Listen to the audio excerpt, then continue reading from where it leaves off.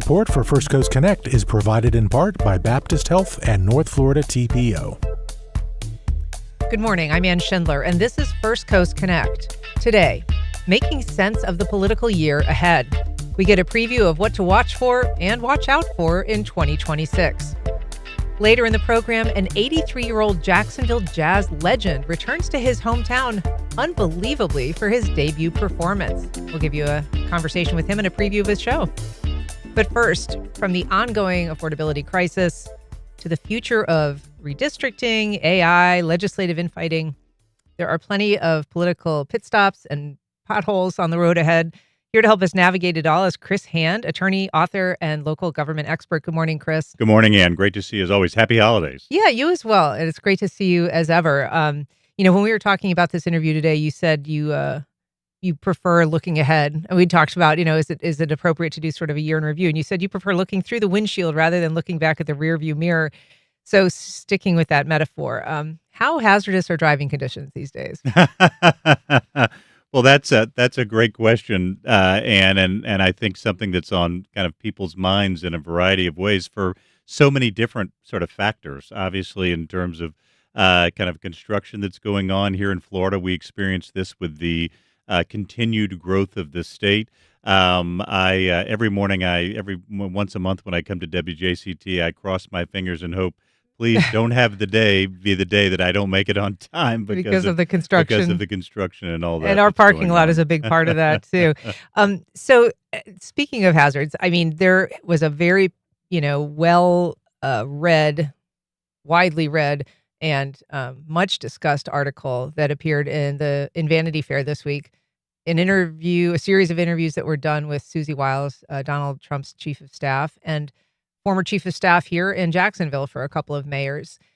You yourself were a chief of staff for a mayor in Jacksonville. And I'm just curious, what your take is on sort of her decision to provide that kind of access, and what she said, which has been given a lot of attention, sort of your take on her comments.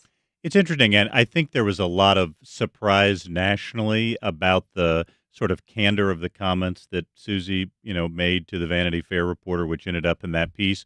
What's interesting is I think here in Florida, particularly in Northeast Florida, for those of us who know Susie or are familiar with her candid responses to some of those questions, not surprising. That is, I think, very much in keeping with, how Susie has kind of done business over the years, how she's interacted in this situation, a straight shooter, someone who sort of says it like it is. So I don't think that was, when I read sort of the contents of that Vanity Fair article, I thought this is very much in keeping with, who Susie is and what she's done. I think the surprise that people probably felt nationally is it's just unusual to have a White House chief of staff be that visible and that public about their views on a variety of issues and people in the administration. Again, she didn't pull any punches in some of those kind of responses that she had. While that may not be surprising here, I think it is more surprising for that role, which tends to be a role that operates more in the background, is visible but also not visible. But I think the key to remember about the role of White House Chief of Staff, at the end of the day, there is, as they say, a constituency of one. That one being, in her case, the President of the United States, from whom she seems to enjoy enormous confidence. I think we saw in the aftermath of that article where in many administrations, one might think, well, this, could put that particular chief of staff's job in some jeopardy. Quite the opposite in Susie's case, where there were statements of support from not only people throughout the Republican Party and the administration, but some of the very people she talked about in those comments also came out with statements of support. So if anything, it might have kind of consolidated her kind of authority and support within the administration. Look, just sort of we've now had, this is the second opportunity that we've had to observe a Trump presidency, the first one being from 2017 to 2021, now the second one. And I think more than anything, it would be a problem for this administration if it were not attracting attention and getting media coverage than opposed to as it is. Because so I think the dynamics here are just different. This is not, anything different than, Susie's been throughout her career, and someone who's worked very closely with reporters. That's been her job at various stops. And so again, I don't think anything was too surprising to folks who have been observers of her in government. Nationally, it's a little more surprising, but maybe not surprising in the context of this administration. Well, sure. And I would say this administration has done a lot to sort of inure us from statements that might otherwise be shocking, right? I think we've all raised our threshold in terms of what meets that bar. One thing that was interesting to me was sort of her philosophy about a chief of staff as a facilitator, um, and gatekeeper, I guess, but not so much somebody that is inclined to push back or have difficult conversations with the president, on occasion. But it seems that her focus is much more on making sure that his agenda gets done regardless. And I wonder if you think that that's standard for chiefs of staff, or if you think that that is um, different than other people in that role. I don't know if there is one set standard playbook, and I think there's probably a little bit of a variety of different functions that go into a role like that. One is, as you say, I mean, the whoever the principal is, the president or another chief executive, has an agenda that they want to accomplish, and a big part of the chief of staff's job is to help advance those strategic priorities and that agenda, and figure out how to work throughout the entire government to align people around those priorities and help to move them forward. So I think what she's describing is a big part of the job. Different people view the job in different ways. There are some who view the job as, look, this is a job where it's very important to speak truth to power and be someone who, as a chief executive, is making these decisions, can provide them not only sort of a variety of views, make sure they have a variety of perspectives in front of them so they can make the kind of best possible decision with all the information they can, but also be someone who can weigh in and be able to speak candidly and say, look, here are problems that we may face if we go down this road, or here are opportunities that we may be missing. So I think each chief of staff, there's no set playbook. Each person kind of takes a little bit of a different approach. It was very illuminating to sort of read in that article, what Susie views as her approach as the White House chief of staff. Well, an interesting story, obviously being talked about a lot. So I want to discuss, what is the sort of number one issue, it seems, on everybody's minds, including the president's these days, as much as he sort of tries to maintain that focus, is affordability. And Floridians are not unique in terms of, facing those challenges, a lot of challenges around housing. Describe to us what indicators you're looking at in Florida, what people are watching, especially from a political standpoint. Well, and this has been the dominant issue economically and politically for the last 2 years now. I mean, I think Mara Liasson from NPR said repeatedly throughout the 2024 election, inflation ends presidencies. And she was right. Inflation ended the Biden-Harris administration and helped to facilitate the return of Donald Trump to the White House. The shoe is on the other foot now. It has continued to be sort of a major issue in 2025, and those affordability concerns have largely propelled Democrats to overperform in off-year elections and special elections in 2025. It's massively on Americans' minds, and I don't see any reason that's going to change in 2026, just because a number of the indicators, and suggest that it can continue to be a challenge. Just in the last week, the Bureau of Labor Statistics has come out with sort of new numbers. In fact, they're going to release some new inflation numbers today. Yeah. And what we're seeing is that sort of wage growth is at its lowest level in 4 years. It's about 3.5%. Inflation is just over 3% right now. I think the projection today is that they're going to have about a 3.1% annual inflation rate that they'll project today. So what that means is wages are barely keeping up with kind of the increasing cost of goods in this country. And some of that's driven by unemployment is now, about 4.5%. So really at one of the highest levels in quite some time as well. So that sort of economic uncertainty on the issue of inflation and prices in general.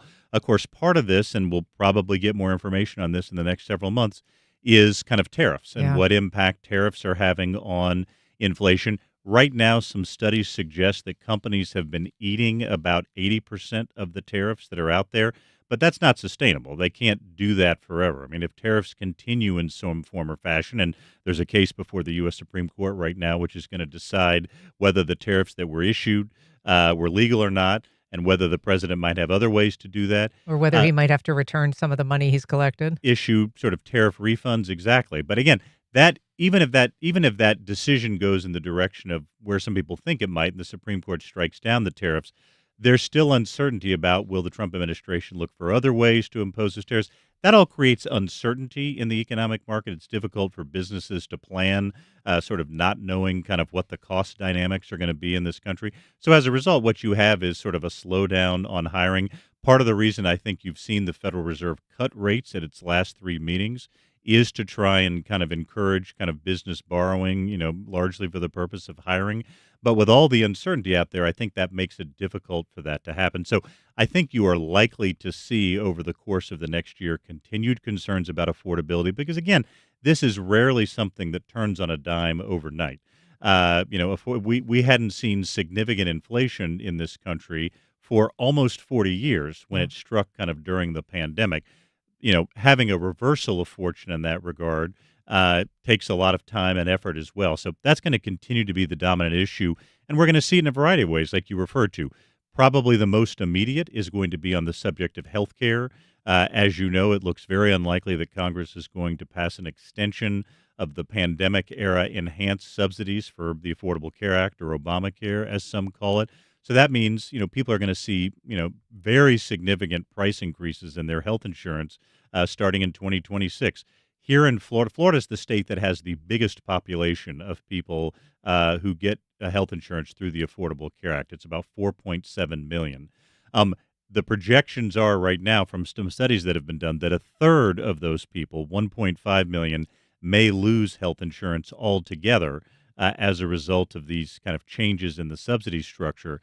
And for those who do maintain it, I think there's an expected increase of about 132% in premiums, or over $500, a month on kind of premium prices. That's a massive economic shock to have that sort of amount of money coming out on health care, in addition to the issues we're seeing with housing and other areas as well. So I don't think there's any question in 2026 the dominant economic and political issue will continue to be affordability. And we know that our Northeast Florida lawmakers and our senators from Florida have backed the sort of the general Republican approach to this. They have not supported extending those subsidies. They're generally dissatisfied with the affordability part of the Affordable Care Act, and they want significant changes to it. As much exposure as Florida has, are you at all surprised that Florida's representatives in D.C. have not been a little bit more concerned about that enormous spike that a lot of people are going to see when their premiums go up starting in a few weeks? I think that has been surprising that we haven't seen more conversation about it. But this has not proven to be, at the end of the day, and really a partisan issue. Just in the last 24 hours, this has been the year that Congress has been increasingly governed by what are called discharge petitions, getting a majority of members of Congress to try and bring matters directly to the House floor. Just in the last couple of days, a bipartisan coalition of Democrats and several Republicans from swing state seats around the country, have come up with the 218 votes they need to try and bring that directly to the House floor. I think part of what it speaks to is in Florida, we just don't have as many of those swing districts anymore in the congressional delegation. Some of the Republicans around the country who have joined this bipartisan coalition are in seats that could very much be in jeopardy in 2026 in the election. Florida just doesn't have as many of those anymore because of the redistricting that's happened over time. It's not that their constituents wouldn't be affected. It's that they're in seats that are so secure they don't have to worry about it. I think that's part of the factor. There's maybe less political pressure to do that. And there is, to be fair, there is on the part of some kind of philosophical opposition to the Affordable Care Act and its approach and concerns about the way that it's implemented at time. I don't want to suggest at all that some of those concerns aren't, grounded in philosophy or even legitimate. But I think one thing we have seen in the now almost 16 years since the Affordable Care Act was passed is, or at the beginning there was a lot of skepticism about it. The American public has now made up its mind. It supports the ACA. The most recent polling has close to 60% of those polls saying they support the Affordable Care Act. It has become a massive lifeline for people to get health insurance who don't have it through their jobs, people who own small businesses and they don't have good sources of health insurance except for the ACA. So it's become a crucial part of the national economic network. I think there's going to be a lot. There probably already is because people have gotten their sort of 2026 premium notices. But I think there's going to once people start paying those bills in 2026, there's going to be a lot of sticker shock. I think a lot of pushback around the country. And as we've seen, I think one thing a dynamic that'll be interesting to track, a lot of the impact and of the enhanced subsidies going away is going to fall into so-called red areas, states that sort of generally vote Republican, including Florida, as we're talking about. So I think it'll be important to track this, particularly in the first month or two of 2026, as people are having to pay those increased premiums. Very sadly, in some cases, have to lose health insurance overall because they can't afford those premiums. That may motivate more action by Congress. Right. If you're just joining us, we are talking to Chris Hand about the political road ahead. You can join the conversation on air by calling 904-549-2937, or you can email comments or questions to First Coast Connect at wjct.org. You can also go to firstcoastconnect.org and find all the ways to connect with us. We have an email from Michael. He says he'd like Chris to comment on the Miami Herald-Tampa Bay Times investigation that found Governor DeSantis' administration diverted $35 million in taxpayer funds for ads opposing two ballot amendments last year.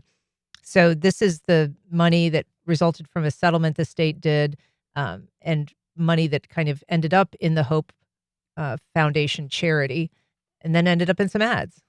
Well, this is the so-called, people may follow it, the Hope Florida sort of scandal that has somewhat kind of engulfed the DeSantis administration. Funds that Florida got sort of as part of a refund from the Medicaid program found their way into political ads opposing the sort of initiative last year that would have legalized small amounts of recreational marijuana. And so there's a lot of kind of concern right there. There's active investigations. A grand jury has been sort of impaneled to kind of review this matter, as has been sort of widely reported at this point.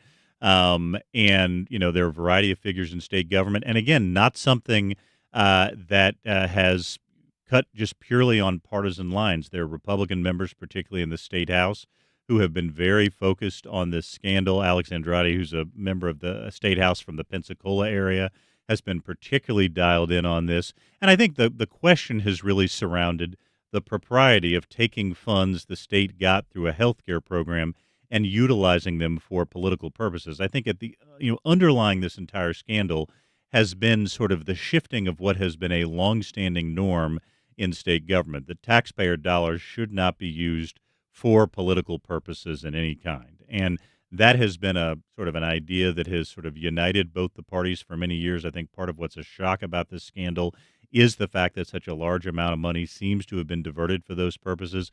Again, I think we're going to learn more in 2026. Again, there are active investigations looking into that. It's very clear to me, based on some of the recent comments, that the legislature is not done with this issue, and they are going to be continuing, particularly the state house is going to continue to be looking into this. So I think we are likely to learn a lot more about Hope Florida and what exactly happened there as we get deeper into 2026. So finding out is one thing. Accountability is something else entirely. Obviously, this governor is a lame duck. Does it have political implications for him, for his wife, who had been considered for a time a possible contender for governor? Does this attach to them in any damaging way? I think for the governor and kind of others near the governor, as you say, he's now just got over a year left in his term.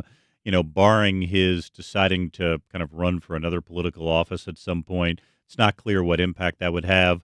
But there are others in state government who remain in state government who, at least their names have been attached to this to some extent. So again, we'll have to watch that issue of accountability. It's going to hinge very much on kind of what these investigations uncover. And I think it's important to note that that's what they are right now, investigations. We don't know exactly kind of what the situation was, what happened. And I think once those investigations conclude, there's been some comprehensive fact-finding. People know exactly what happened with Hope Florida. Then I think questions of accountability become even more pertinent at that point. So let's stick with the legislative side of things here in Florida. The 2026 session about to kick off in just a few weeks in January.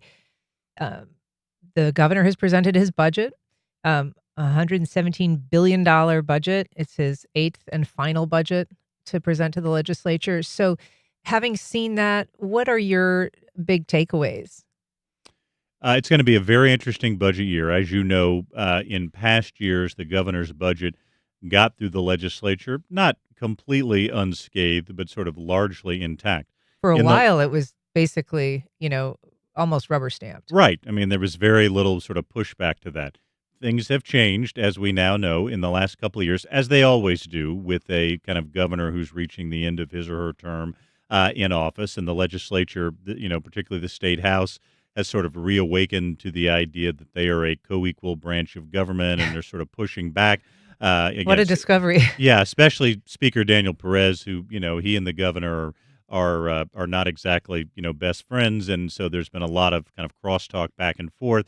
I think you can expect to see significant changes to this budget, sort of like there were last year.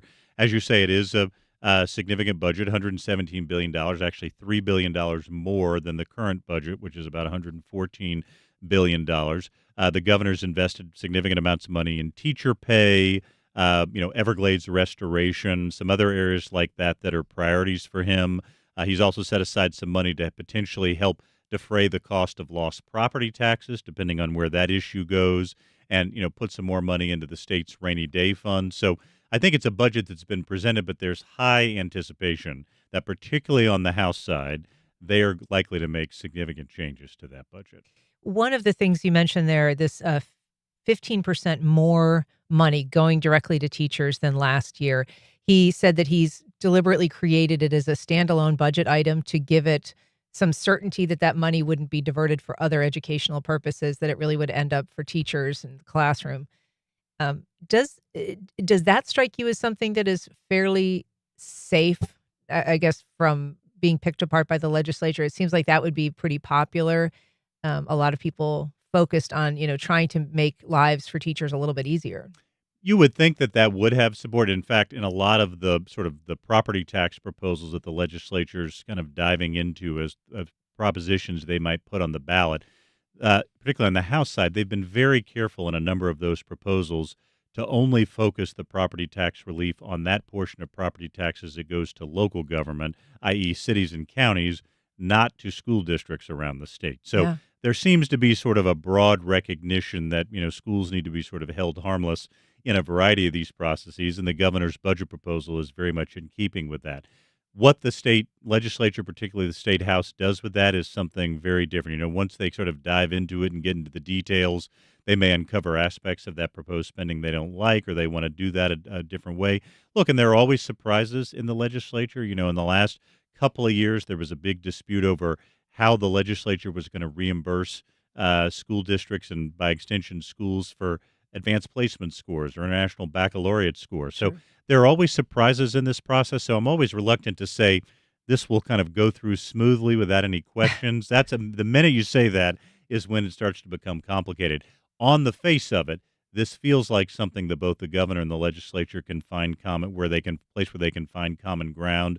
But again, we'll see more once the House delves into this budget. One thing that caught my eye was this Make America Healthy Again, budget priority of sorts, this MAHA money. One of the things that they are prioritizing is a pretty novel program in Florida to test for food contamination. But at the same time, the governor is proposing eliminating about 350 jobs that are currently vacant in this budget. And 225 of them are in county health departments, county health, services, which is in, sort of the locus of public health, the people who are working at the county level for people who, are in need of health care in some ways, or measuring it or responding to some sort of crises. How do you see that shift in health spending priorities? I think that's going to be important, and there are a number of kind of reporters in the state who kind of are focused on healthcare, and I would strongly suspect that some are going to dive deeply into this issue because, as you say, Ann, county health offices, which all sort of flow down from the Florida Department of Health, but are kind of staffed in counties, those are crucial on being on the front line of public health issues, whether those are kind of epidemics that occur, whether those are sort of providing or contracting out to provide health services to people who don't have insurance or other forms of access to care. So I suspect there's going to be some deep investigation into, first of all, why do those number of vacancies exist at the county health level? Those are really, in many ways, crucial functions Yeah. that again help to kind of regulate public health at the county by county level, and then kind of asking why, in that case, is the governor choosing to get rid of those particular offices as well. So I expect to see more reporting on those issues. As you say, there is a fairly strong alignment right now between the current governor's office in Florida and the Department of Health and Human Services, not just on some of these food related issues, but also, as we've talked about previously, on the issue of vaccines and kind of what the state vaccine schedule is going to be and what that ultimately looks like. There are some steps the state can take at an administrative level through the Department of Health on vaccine, and they are Doing actively it. taking those. Yeah. There are others that require legislative approval, and those seem to be moving much more slowly and with a lot less enthusiasm than at the executive level. So, but you're right, there has been a kind of a significant alignment between the state of Florida and the Department of Health and Human Services.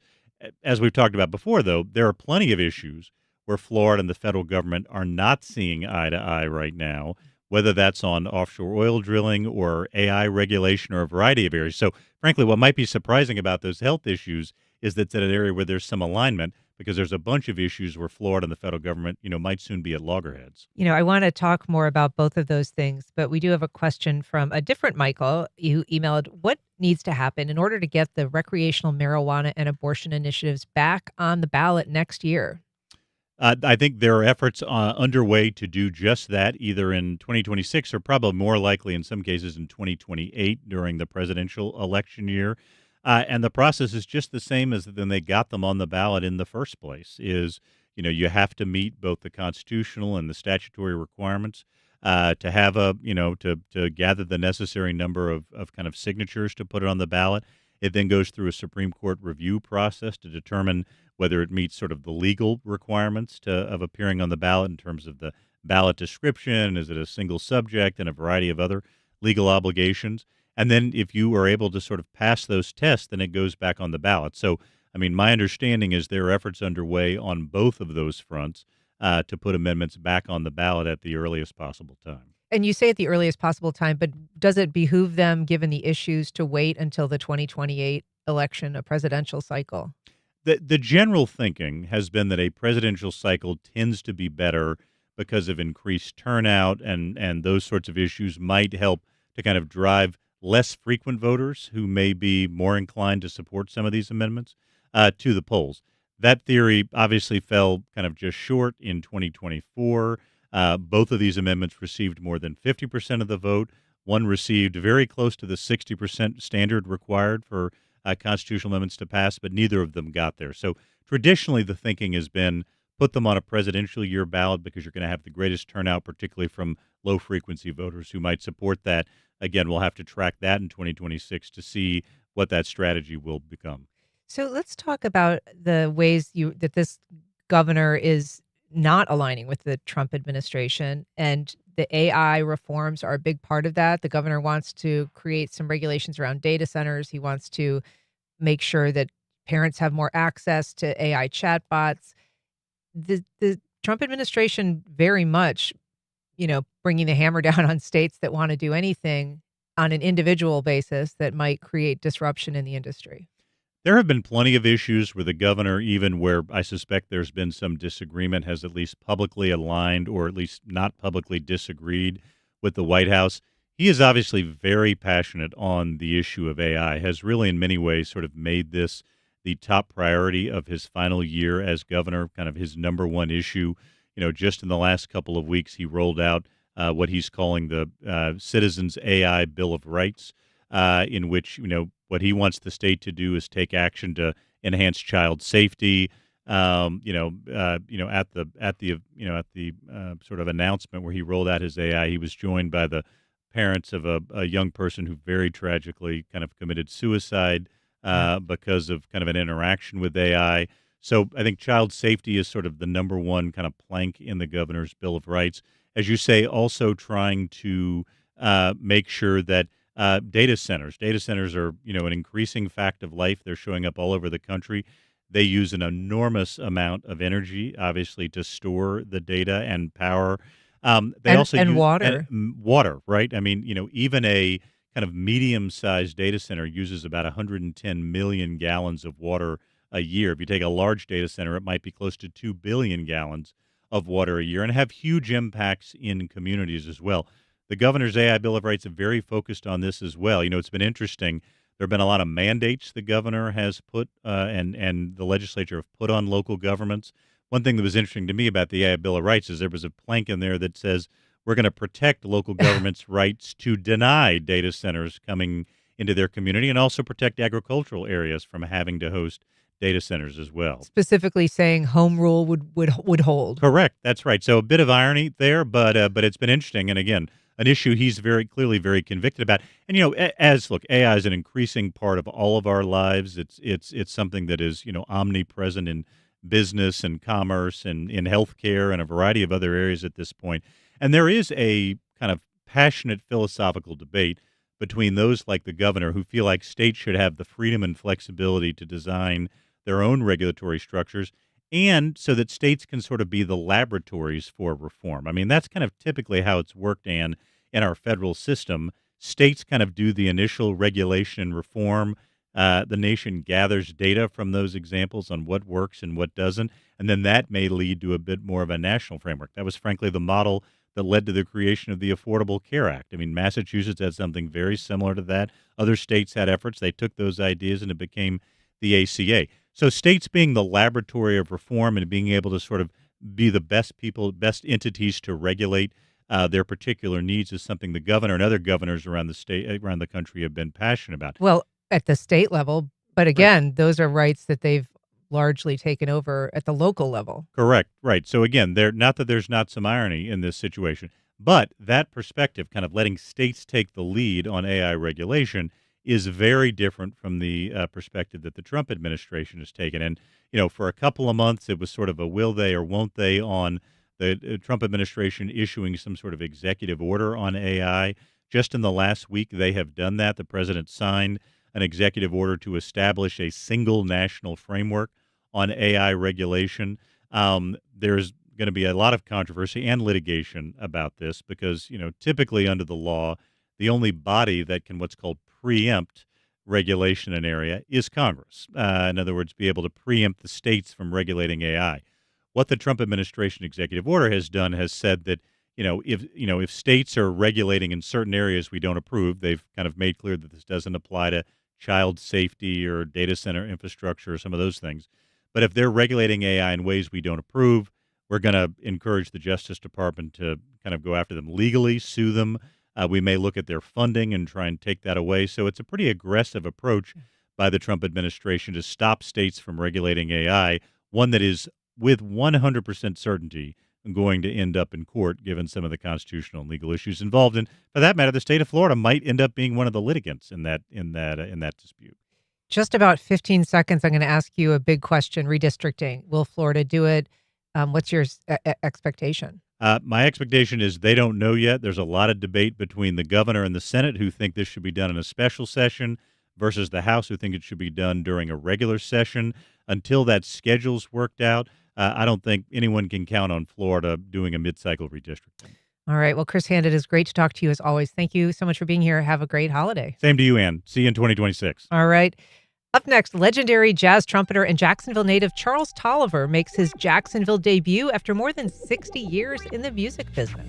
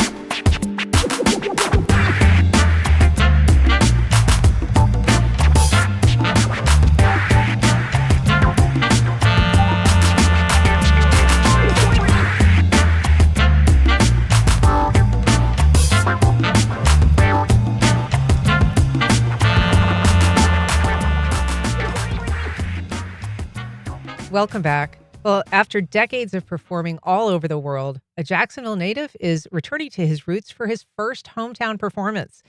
Here to tell us about his upcoming show is Charles Tolliver, jazz trumpeter and composer and legend. Charles Tolliver, it's such an honor to have you here. Thanks for coming. My pleasure. All right. We're also joined by John Lumpkin. Familiar to our listeners, he is a jazz artist, amazing drummer, educator, leader of the JL Institute Big Band. John, welcome back. Hey, good morning, Ann. It's good to be back. Well, it's great to have you both.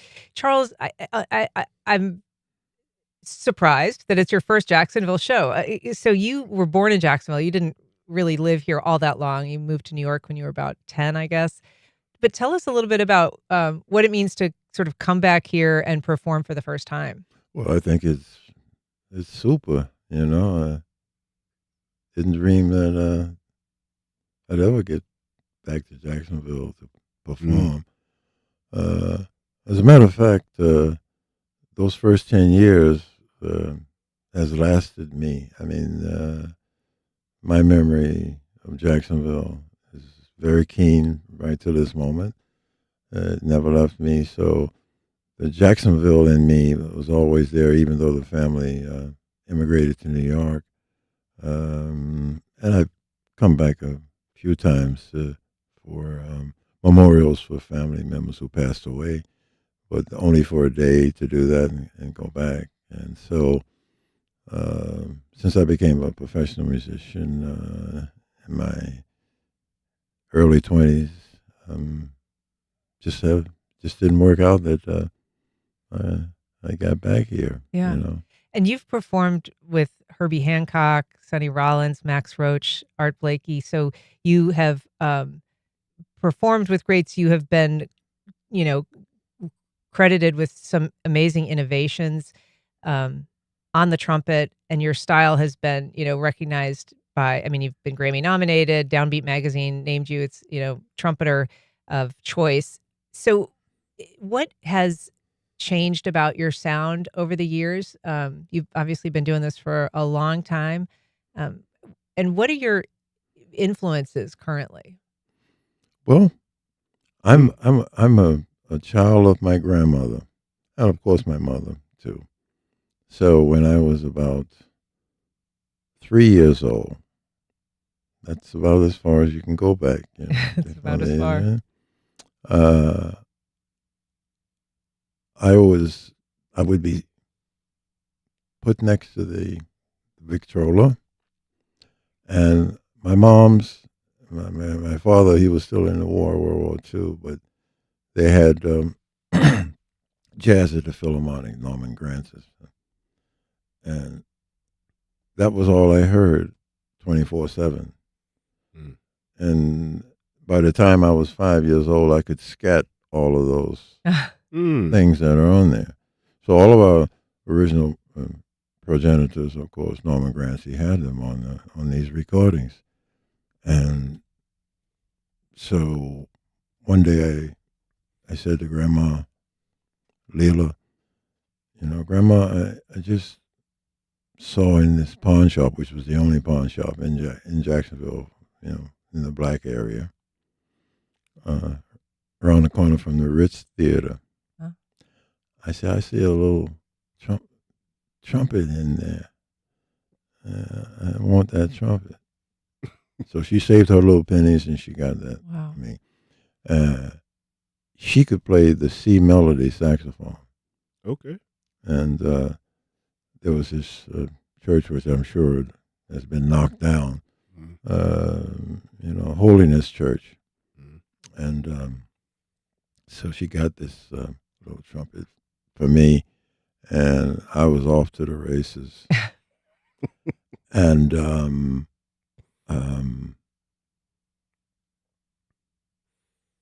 I'm sure I think this church is still there. They didn't knock it down, off Davis Street, between Davis and Lee, an AME church. Historic church. Yeah, very historic church. And there, my grandfather, her husband, he attended. And so I would go there. So they said, "Okay, young guy, you with that trumpet, would you play for us something, for the church people?" And so I played what's it called? "Rocks of Ages Clear for Me, and let me hide myself in thee." Mm-hmm. And they gave me an original 50-cent piece. Wow. If you had one of those now, it'd be worth. Yeah. And there was a man, the only man in that part of Jacksonville for black folk who was a teacher. So when I originally got this little cornet that my grandmother got for me, I went to him and I said, "Can you show me what those 3 pistons do?" Mm. And he showed me 1, 2, 3, C scale, how you finger them, Mm-hmm. open, 1 and 3, 1 and 2, 1, open, 1 and 2, middle finger, open and I was off to the races. Off to the races. Well, we're watching, for people who are watching our live stream, we're playing some video of you performing. And I know that this is a great opportunity for people, John, to be able to see Charles Tolliver for the first time. This is at the Friday Musicale on Friday, December 19th at 7 o'clock. And then he's going to be doing some record signing the next day at Tiger Records. What does it mean to have him here and to play with him? Oh, man. Well, first and foremost, to be a part of this with Friday Musicale and Daniel Stark, to have my vision of bringing jazz back to Jacksonville with somebody that is from Jacksonville, legendary, coming back here to do a concert with the next generation of jazz, it's all encompassing. Like, I feel like this is a blessing clearly from God himself for me to be able to have this moment and serving this to give to the community here of Jacksonville. So, yeah, I want everybody to come out. Like, this is going to be momentous. And even with him going to Tiger Records, to be able to meet individuals there and share his music there, this is something that you don't want to miss. And I'm not trying to sell it. I'm saying it really because it really is something special. Well, we'll listen to a little of Charles as we exit the show here for a few minutes. But we'll just say that when Dizzy Gillespie was asked in a Downbeat magazine interview, "What trumpet players do you hear today who you like?" his reply was Charles Tolliver. It's a pleasure to have you here, John Lumpkin, as well. Thank you so much for being here. Thank you. Thank you. We'll be back in just a minute.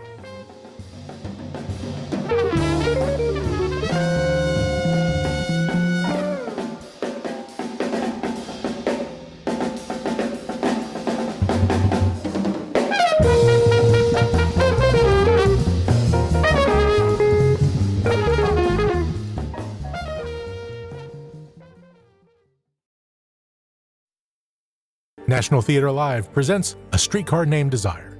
Gillian Anderson, Vanessa Kirby, and Ben Foster lead the cast in Tennessee Williams' timeless masterpiece. From visionary director Benedict Andrews, this acclaimed production was filmed during a sold-out run at the Young Vic Theater in 2014. Wednesday, January 14th at WJCT Studios. Popcorn and cash bar available. Doors open at 6:30. Film starts at 7. Go to wjct.org/film for tickets. Join WJCT for Guitar by Candlelight, featuring Benassai and Pavlo. One night only, Thursday, January 15th at the WJCT Soundstage. Let Benassai and Pavlo take you on an intimate musical journey to exotic places with classic songs. With fiery Spanish guitar, cool Mediterranean rhythms, join Benassai and Pavlo for Guitar by Candlelight, an intimate concert experience. One night only, Thursday, January 15th at the WJCT Soundstage. Go to wjct.org/events for tickets. Pantone's color of the year is Cloud Dancer. It's white, off-white, maybe a little gray. Cue the internet hot takes. It feels dystopian. Is the song of the year Silence? I hope you're hungry for nothing. Oh, But that's precisely the point of color science. Colors provoke emotions in us, but exactly how do they do it? That's on the next On Point. Today at 11 on WJCT News 89.9. 2025 brought a new presidential administration, upheaval in Washington and the federal government, but also great moments in sports and entertainment and political firsts. We're rounding up what happened this year with our second annual 1A News Roundup quiz. It's your opportunity to call in live and show how much you know, score some swag, and bragging rights. We play the 1A Quiz of the Year next time on 1A. Today, starting at 10 on WJCT News 89.9.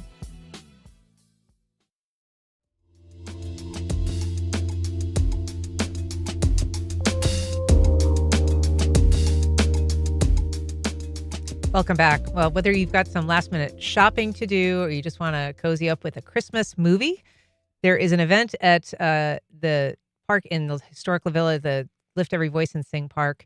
It is part of an ongoing park activation project that my guests have been heading up and participating in, and they're here to tell us about it. We are joined by Trey Ford. He is the founder of the Florida Fish Pepper Company and the group activator for the Vibrant Places Collective. Trey, welcome.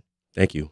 We're also joined by Carla Michelle Jones, a Black history storyteller and facilitator for the Vibrant Places Collective. Welcome back, Carla. Good morning. And Charmian Thrasher, who is a skincare entrepreneur and also activator with the Vibrant Places Collective. I don't know why I keep sticking on that. It is nice to meet you, Charmian. Thanks for being here. Nice to meet you. Thank you for having me. Yeah, so this is kind of a first for the park because the park is new. It has been working on projects to get people there and to enjoy it and to participate. This is LaVilla and Lights, and it is going to be sort of a defining event because it is the first holiday. So tell us a little bit about what you have lined up. Yes, we are really excited to bring back all of the activators from this year. We've had several, 17 to be exact. So different people who brought programs to the park and different events. So we're welcoming them back as well as their families and their attendees kind of for a year-end celebration and reunion of sorts. And so these have been musicians, vendors, people that set up and are, sort of celebrating this new facility in LaVilla, but also making sure that it's something that people have an opportunity to go to and experience because it was a long time coming. Yes, and Trey is one of the activators. So he has that experience of bringing an event to the park all year long. And he's also the main host and organizer of LaVilla and Lights. Excellent. So he can speak to some of the entertainment and vendors we'll have out there. Well, first I got to know about the fish pepper because this is your deal. So tell us about the fish pepper, how you're bringing it to Florida. Definitely. So the fish pepper has a really cool history. It was brought from Haiti to the Baltimore, Maryland area, and it's called a fish pepper because of probably language barrier. So it probably has a really cool Creole name that I haven't been able to find yet, but peppers grow really well in Florida. And during my time at Eartha's, I ended up buying some peppers from a farmer's market, which is kind of what I'm activating at LaVilla and Lights and at Lift Every Voice and Sing Park. And it's a very pretty plant. It's green and white. And so our goal with the market is to generate some more agribusiness, especially in downtown. And it's a food desert down there until Publix is built down there. I think they changed the Harvey's is going to be an Aldi now. So that was why we thought a market would be perfect at Lift Every Voice and Sing Park. And so what else will this holiday event showcase? Because there is, as I said, there's a movie event. There's live jazz. Tell us what all to expect. So it's going to start with some sultry jazz from Akia Uwanda. We're going to have a couple of other activators there like Ryan McNair, who does Ngoma Thunder, and he's going to do a presentation on Kwanzaa. We'll have DJ Dan Lee there doing some music. Aaron Kendrick will be giving some awards to the activators that have been activating the park throughout. She's a local artist. Yep, she's a local artist. So tons of things for people to enjoy. It's free, obviously. And then in the end, we're showing a nostalgic movie this Christmas with Chris Brown and Lauren London. So that'll kind of wrap up the day. And so people can bring a blanket. That's an outdoor Absolutely. screening. Yeah. And so in terms of being a participant, but also somebody that's helping to activate the park, Charmian, what does it mean to have sort of the first holiday event there? It means a lot. We've done so many amazing things with the park this year. This is our first year of actually activating the space. And so we've done, I think we're approaching 100 activations in about 9 months, Wow. which is a lot of work. A lot of work. Yes, we've been very busy. But I think it just gives people a great opportunity to create community, meet their neighbors, really connect with people, which is something that I think we've really been missing, in the public space, area here in Jacksonville. Sure, and especially LaVilla, which has, been, experiencing a resurgence, but certainly has had a period after a lot of the area was just razed in the name of urban renewal. And so sort of finding or rediscovering some of that identity is important. Do you hope that this will become an annual event? Absolutely. We are already gearing up, and planning to have another great year next year in 2026. So we want to bring the LaVilla and Lights back, of course, for the holiday, as well as, some of our other recurring, monthly activations. Yeah. And Trey, what might we expect? Or I mean, can you give us a little sneak peek at what events we might be seeing at the park next year? Well, yeah, I think Carla can answer this. Okay, but I am Carla. excited to push more film at the park. Oh, So this is our yes. first time doing film. But Okay. yeah, Carla, you can probably answer that. We have lots of ideas. Film is definitely one of them. So this is our first time showing a film at the park too, with this Christmas. And we are in community with a bunch of local filmmakers. We want to see more music. That's the feedback we've gotten from our surveys. More music, more business opportunities. So that's what we're looking forward to. Well, I'm sure it'll be a cool event. It is LaVilla and Lights. It's the first one, Saturday, December 20th. It starts at 4 and it goes till 9. And that, of course, is at the Lift Every Voice and Sing Park on Lee Street. I hope you have a great holiday. Carla Michelle Jones, Trey Ford, Charmian Thrasher, thank you so much for being here today. Appreciate it. Thank Thank you, Anne. you. Thanks for having us. All right. And that's our program. Thank you for listening. If you missed anything, you can find all of our past and current shows at firstcoastconnect.org. And while you're there, you can sign up to get daily show news, including a breakdown of upcoming guests and topics. It's our new newsletter. It'll be delivered to your inbox every weekday morning. Join us tomorrow when we talk about the week's top headlines with our Media Roundtable. I'm Ann Schindler. You've been listening to First Coast Connect on WJCT News 89.9.